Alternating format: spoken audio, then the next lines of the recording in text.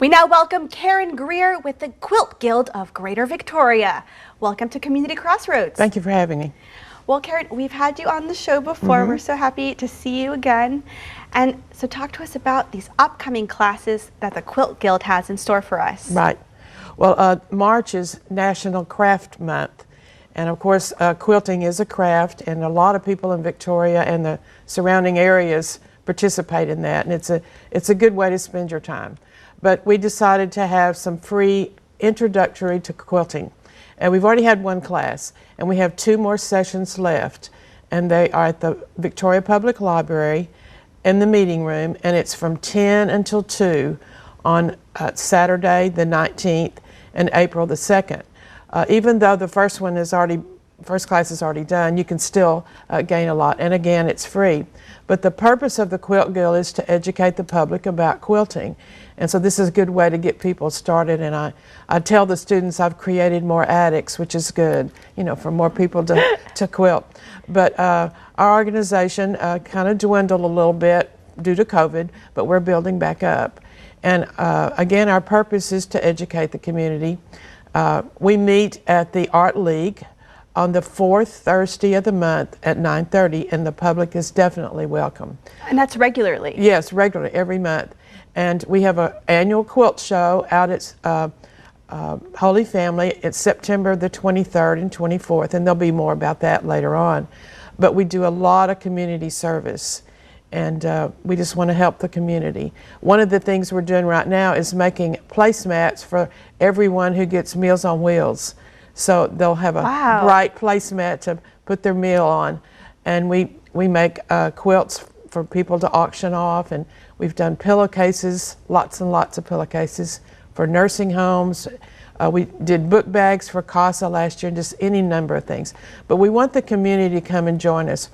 At the library, every other month we have a free quilting bee, and we have a different thing each time, and the public is welcome to come and just get together and bring your own project, or we'll give you a project to do, for sure. And how long have you personally been involved with the Quilt Guild? I was involved in the 90s, and then I got out and went to teaching and back again. And then I came back in 16, I think it was, but I enjoyed it. How many friendships, you know, I just can't even imagine the friendships that come out of being a part of an organization like this. Right, it's good support, because a lot of our ladies are elderly, and that way they have someplace to go, something to do, and people to check on them, and it's just a good camaraderie.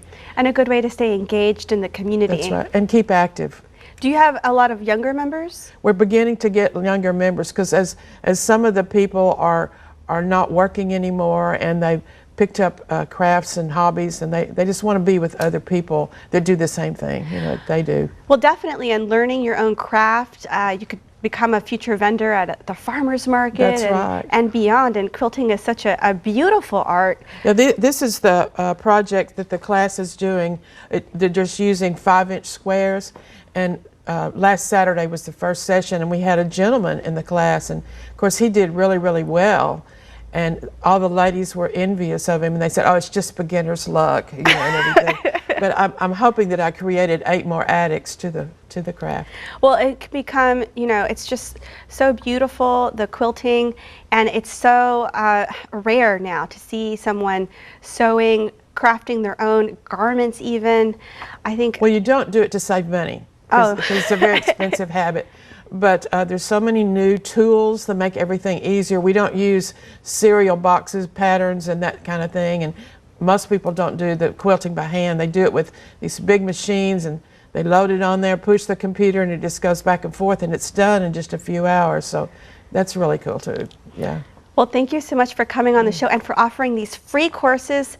Definitely keep us up to date on everything the Quilt Guild is doing. It's our pleasure, and thank you.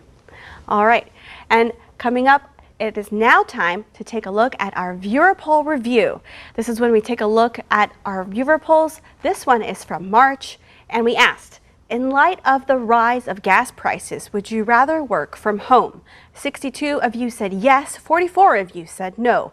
In March, we also asked, Do you think commercial oystering should be prohibited in local bays? 43 of you said yes. 127 of you said no. Come to crossroadstoday.com/vote to take part in our viewer polls. And thank you for joining us for Community Crossroads. If you have a story idea, email me. And you can also catch Community Crossroads on our YouTube channel. Have a great week.